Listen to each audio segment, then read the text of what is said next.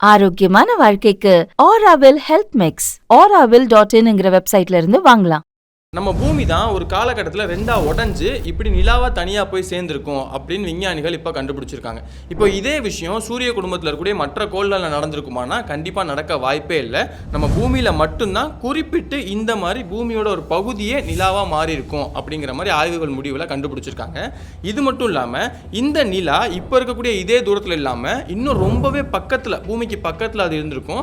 அது மட்டும் இல்லாமல் ஒரு நிலாவாக இல்லாமல் 2 நிலாவாக பூமியை சுற்றி வந்திருக்கும் ஒரு காலகட்டத்தில் அப்படிங்கிற மாதிரி நிறைய விஷயங்களை இந்த நிலாவை பற்றி சொல்கிறாங்க. முதல்ல நம்ம பூமிக்கு இந்த நிலா எப்படி வந்து சேர்ந்துருக்கும், அதுக்கு பின்னாடி என்னென்ன விஷயங்கள்லாம் நடந்துச்சு, இதை பற்றி தான் இன்றைக்கி நம்ம ஸ்ட்ரீட் லைட் வீடியோவில் பார்க்க போகிறோம்.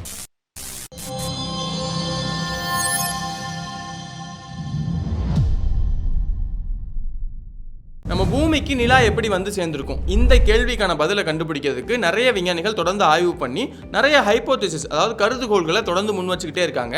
அது எல்லாமே தொடர்ந்து நிராகரிக்கப்பட்டுக்கிட்டே இருக்கு. ஆனால் ஒரே ஒரு ஹைப்போதசிஸ், ஜெயிண்ட் இம்பாக்ட் ஹைப்போதசிஸ் சொல்றாங்க, அதை மட்டும் நிறைய விஞ்ஞானிகள் ஒத்துக்கிறாங்க. இப்போ மெயினாக அதில் என்ன சொல்றாங்கன்னா, சூரிய குடும்பம் முழுக்கவே நிறைய ஆஸ்ட்ராய்ட்ஸ் அதாவது விண்கல் தொடர்ந்து சுற்றிக்கிட்டே இருக்கும்.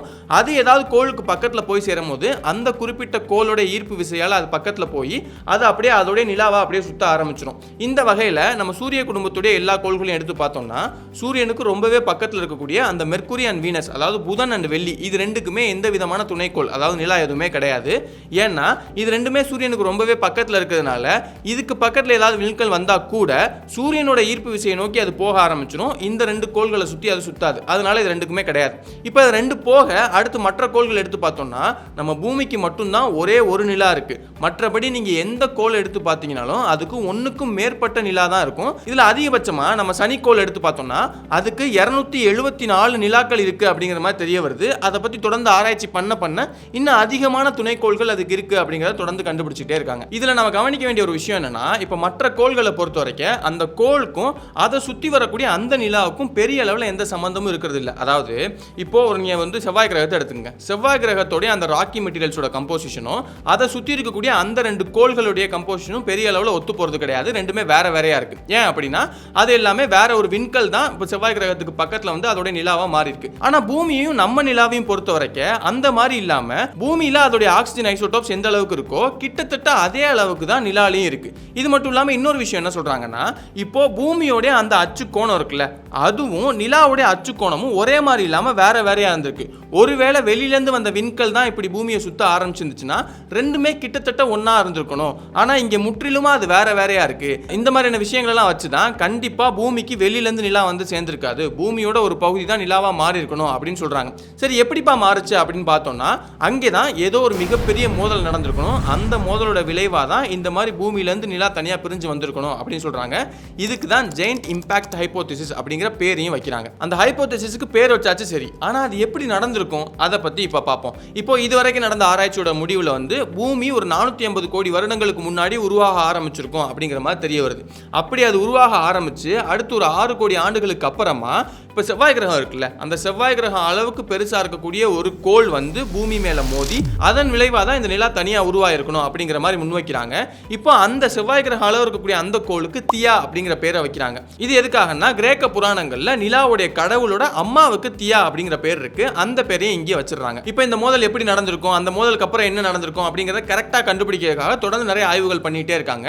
அதுல 2022 நாசா வந்து ஒரு அறிக்கையை வெளியிடுறாங்க. அதுல அவங்க என்ன சொல்றாங்கன்னா, நாங்க அட்வான்ஸான சூப்பர் கம்ப்யூட்டர்ஸ்லாம் பயன்படுத்தி இந்த மோதல் நடக்கும்போது அதோட கிராவிடேஷனல் ஃபோர்ஸஸ் எப்படி இருந்திருக்கும், ஹைட்ரோடைனமிக் ஃபோர்ஸஸ் எப்படி இருந்திருக்கும் அப்படிங்கிறதெல்லாம் முடிஞ்ச வரைக்கும் ரொம்ப துல்லியமாக கண்டுபிடிக்கிற மாதிரியான அட்வான்ஸான கம்ப்யூட்டர்ஸ்லாம் பயன்படுத்தி ஒரு சிமுலேஷன் ரன் பண்ணி பார்த்தோம்.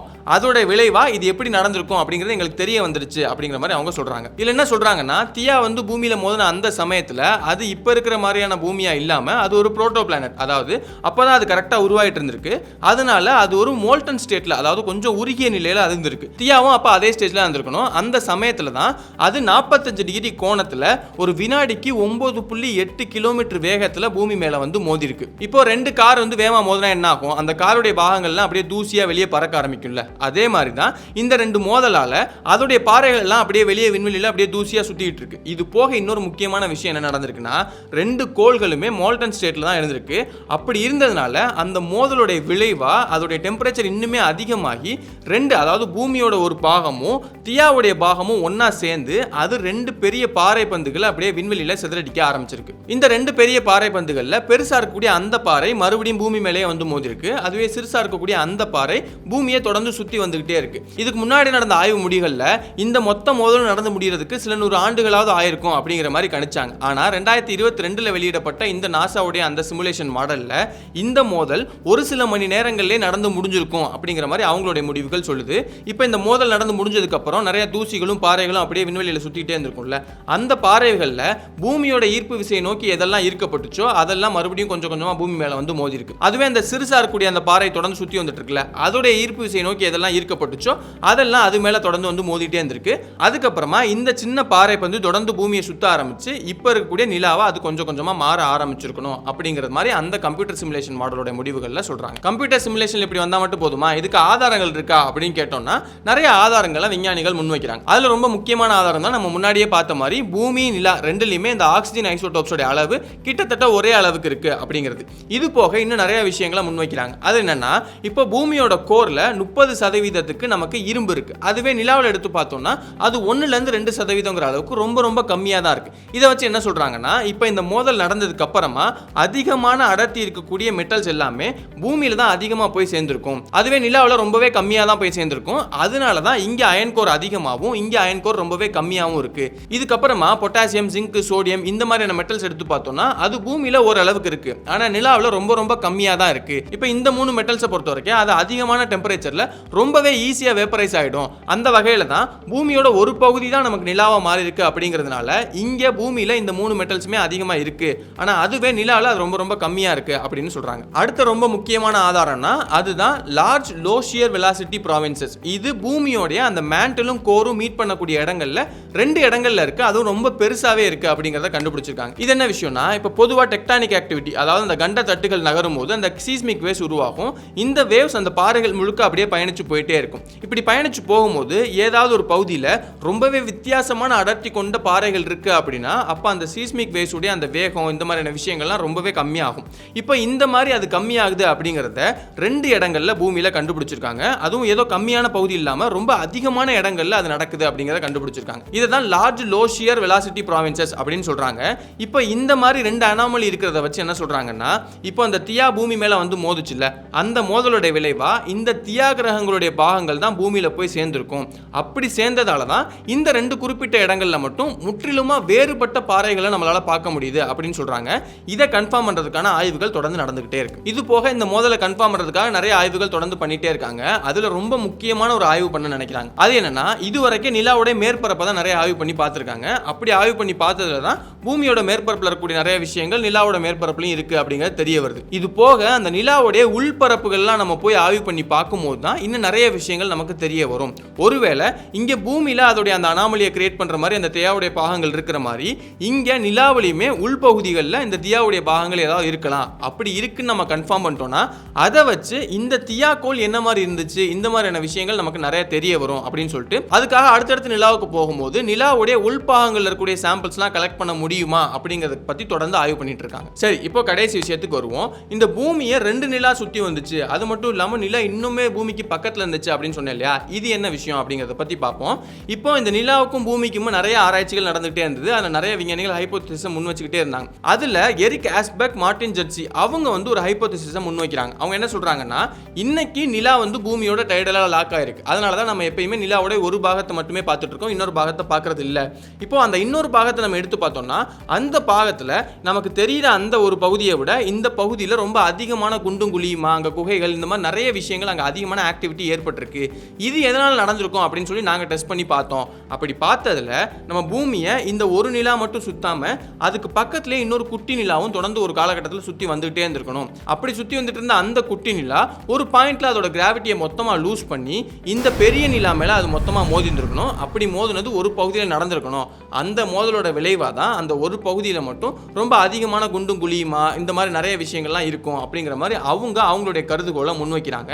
ஆனா இது வந்து ஒரு ஹைபோதேசிஸ் தான் இருக்கே தவிர நிறைய பேர் அதை ஏத்துக்கவே இல்லை. அதனால தொடர்ந்து அது சம்பந்தமான ஆய்வுகள் நடந்துகிட்டே இருக்கு. சரி, இப்போ அந்த அடுத்த விஷயம், அதாவது நிலா பூமிக்கு ரொம்பவே பக்கத்துல இருந்திருக்கும் அப்படின்னு சொல்றாங்கல்ல, இந்த விஷயத்தை நிறைய விஞ்ஞானிகள் ஒத்துக்கிறாங்க. ஏன்னா இது ஜெயண்ட் இம்பாக்ட் ஹைபோதேசிஸோட விளைவாக தான் நடந்திருக்கணும் அப்படிங்கிறது தான் அவங்களுடைய கூற்றா இருக்கு. இப்போ இதுல என்ன சொல்றாங்கன்னா, இந்த தியா வந்து பூமியில மோதினதுக்கு அப்புறமா நிலா கண்டிப்பா பூமியோட ரொம்ப பக்கத்துல தான் சுத்தி இருந்திருக்கணும். அது எவ்வளவு பக்கத்துல அப்படின்னு பார்த்தோம்னா இன்னைக்கு தேதியில பூமிக்கும் நிலாவுக்குமான அந்த தூரங்கிறது சராசரியா 3,84,000 கிலோமீட்டரா இருக்கு. ஆனா அதுவே அந்த சமயத்துல அது வெறும் 20,000 இருந்து 30,000 கிலோமீட்டர் தூரத்துல தான் பூமியை சுத்தி வந்திருக்கணும். அப்படி சுத்தி வரும்போது நம்ம இந்த பூமியில இருந்து அந்த நிலாவை பார்த்தோம்னா அது ரொம்ப ரொம்ப ரொம்ப நமக்கு பக்கத்துல இருந்திருக்கும். அது மட்டும் இல்லாம அதனால இந்த பூமியில நிறைய மாற்றங்கள்லாம் நிகழ்ந்திருக்கும். ஏன்னா இப்போ இந்த 3 லட்சம் கிலோமீட்டர் தூரத்துல இருக்கும் போதே இந்த நிலாவால நிறைய டைடல் ஆக்டிவிட்டி பூமியில இருக்கு. அப்ப அது வெறும் 20,000 இருந்து 30,000 கிலோமீட்டர் தூரத்துல இருந்துச்சு அப்படின்னா இங்க பூமியில டைடல் ஆக்டிவிட்டி ரொம்பவே அதிகமா இருந்திருக்கும். அது மட்டும் இல்லாம இதோட அந்த ஈர்ப்பு விசைங்கிறது ரொம்பவே அதிகமா இருந்திருக்கும். அதனால நிறைய மாற்றங்கள் பூமியில் நடக்க ஆரம்பிச்சிருக்கும். இதே சமயத்துல நிலா கொஞ்சம் கொஞ்சமா பூமியை விட்டு விலகவும் ஆரம்பிச்சிருக்கும். அப்படி விலக ஆரம்பிச்சதுனால தான் இன்னைக்கு இந்த நிலா பூமியில இருந்து 3,84,000 கிலோமீட்டர் தூரத்துல இருக்கு. இப்போ இன்னைக்கு இது ஸ்டாப் ஆயிடுச்சா அப்படின்னு கேட்டீங்கன்னா இல்லவே இல்லை. இப்போ வரைக்குமே நிலா பூமியில இருந்து தொடர்ந்து விலகி போயிட்டே தான் இருக்கு. ஒவ்வொரு வருஷமும் 3.8 சென்டிமீட்டர் அளவுக்கு நிலா பூமியை விட்டு விலகி போயிட்டே இருக்கு அப்படிங்கறத விஞ்ஞானிகள் கண்டுபிடிச்சிருக்காங்க. எதனால இப்படி நிலா தொடர்ந்து பூமியை விட்டு விலகி போயிட்டே இருக்கு? இப்படி விலகி போறதுனால பூமியில ஏதாவது மாற்றங்கள் ஏற்படுமா, இல்ல ஏதாவது பிரச்சனைகள் ஏற்படுமா அப்படிங்கறத பத்தி நம்ம ஏற்கனவே ரொம்ப டீடைலான வீடியோ பண்ணிருக்கோம். அந்த வீடியோ நீங்க பார்க்கணும்னு நினைச்சீங்கன்னா அதுக்கான லிங்க் நான் சைடுல கொடுக்குறேன். அதை கிளிக் பண்ணீங்கன்னா நீங்க அந்த வீடியோ பார்க்கலாம். இன்னொரு நாள் இன்னொரு வீடியோல சந்திக்கிறேன்.